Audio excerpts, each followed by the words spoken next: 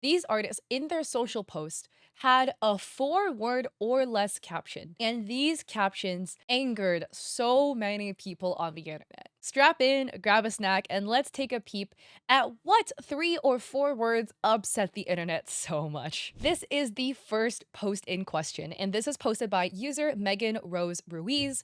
By the way, don't send hate to any parties involved, please, please, please, okay? Megan captioned this post, drawing Snoopy from memory. And as you can see in their video, they are drawing characters from Snoopy in their most adorable art style. I absolutely love their art style so much. It is so cute.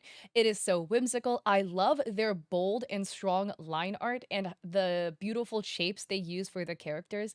I feel like the shape they use for their characters is so bold and expressive, and I love the exaggerations in the details. I hope they sell stickers because I need a snoop afterwards. Their character interpretations, gorgeous. But as you can see, as they are drawing, there is a faint indication of some work beneath the page that they are tracing. And it's a bit faint, but it does come through. And here they are just finishing up the inking process and coloring in the characters.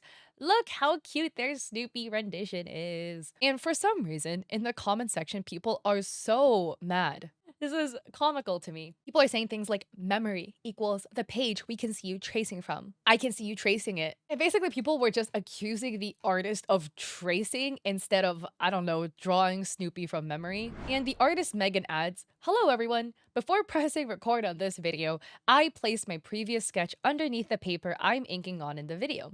This is a common practice for artists.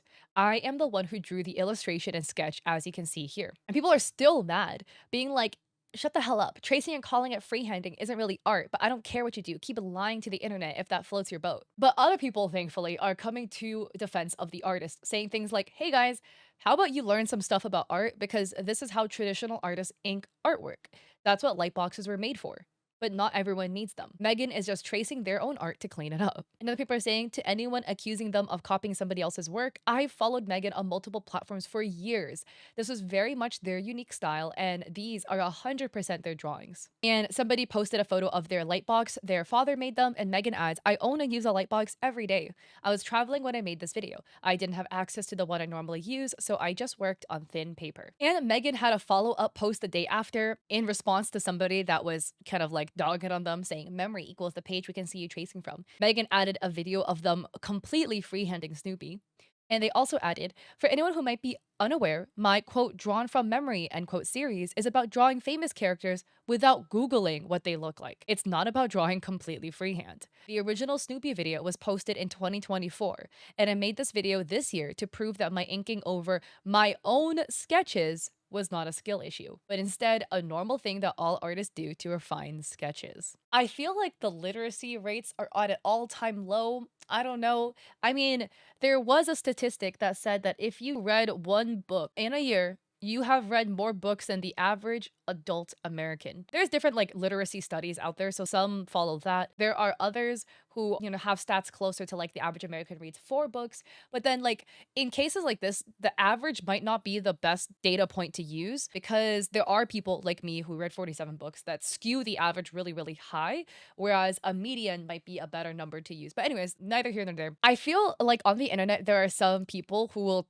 take some things that you have said, etc., and purposely interpret it the most obtuse way possible. Like, where did benefit of doubt go? You're purposely assuming the worst, the most fringe case scenario possible out of this. But thankfully, Megan has been posting more artwork of the same series, drawing the Powerpuff Girls from memory.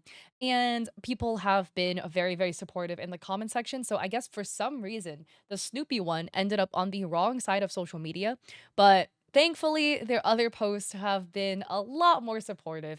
Their art is so cute. Highly recommend checking them out, and I will have them linked down below. Next up, we have a post that has garnered the artist potential death threats over their caption. This is the post in question, made by an artist named CoralKate.art, and Coral writes, Disney just better. And they took a screen grab of the original Cinderella and painted over it digitally in their own art style. And this reimagined Cinderella in a much more like modern punkish like style with cat eye glasses, iridescent clothing, and a cropped hoodie. And people in the comments were mad. How did you whitewash a white girl? It is not better. Not to be disrespectful, but did you use AI? Anyways, still cool though. Your caption is inflammatory to people. It is disrespectful to the original artist and their style and puts it down unnecessarily. If you just wrote Cinderella in street clothing style or something similar, I at least will view your art in a more positive light. And I think this will be the case for many others. Why do you feel the need to put down the art and hard work of others that inspired you? Is this rage bait? And other people are like, oh, well, this isn't Cinderella. Like, you changed Cinderella. And other people were much more supportive. People saying things like, you're very talented. People online are cold, and I would never say most of what they say online IRL. I think it would have been cooler if he kept everything to her color palette and considered her original design more, but that's literally the point of art. It's subjective. It makes me want to try it too. You had fun and you did it well. So people are really split on it. Again, a lot of people are saying, well, it's not Cinderella anymore because you put her in a modern outfit. Where other people are saying, well, your art is really pretty and art is subjective, so you can do whatever you want. People were mad for a bunch of reasons. One, for the caption, and two, for how Cinderella actually looked like in this piece. I think there's a lot of nuance to a situation like this. I completely do agree, though, that a caption of the term like something but better, it's gonna come off very entitled, even if that was not your original intention. Because do we like Disney as a corporation? That is completely up to you. Disney has been doing some shady stuff. So if I start yapping on Disney too much, though, the mouse is gonna give me the hammer. So I gotta. But at the end of the day, there is an artist that did create and draw the original Cinderella. So saying something like blah blah blah but better, implying you are better than the original artist, it's a bit tricky, right? Because like, is this artist talking about Disney the corporation or like the artist that created Cinderella? You don't know. And that's the tricky part about something like this. You don't know. I don't know this artist just as much as you don't know this artist. And 3 words in a caption is nowhere near enough words to determine somebody's personality, somebody's intentions, their character flaws, their character traits, etc. It is literally 3 words. As much as you might think you can glaze enough of a person's character from 3 words, truly, it's really not enough. This could be a situation of just unfortunate wording that they thought they were coming up with a quirky caption and it came off completely wrong, and that was not their intention, right? I try to err on the positive side, give benefit of doubt. I don't know. I feel like it's a lot nicer to navigate the world if you err on the positive side. Otherwise, it's just way too depressing. But again, I can agree that wording a caption Disney but better or an artist but better is not going to come off good. Does that warrant people sending you threats, people telling you you should end yourself and that you should stop drawing altogether?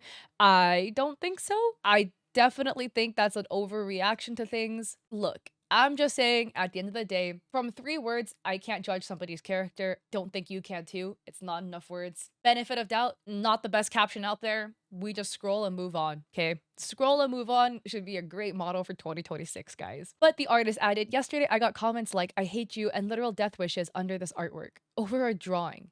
The internet is wild sometimes. But I'm curious about your thoughts at the end of the day about both the Disney one and about our Snoopy redraw situation. People on the internet nowadays, like some of the comment section, it's so interesting.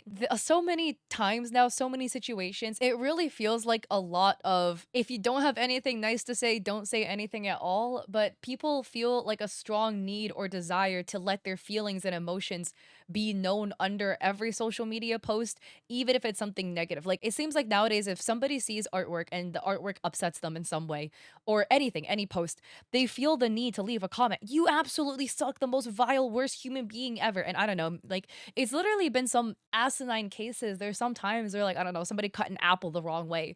And you're like, how dare you cut an apple like this? Like, this is not how it should be done. Like, this is a sign that you're a horrible person and that you deserve to go burn in the fiery pits of hell for something super minor, something super minute that literally does not affect you or your day-to-day life. And if you scroll away, you will never think about it again.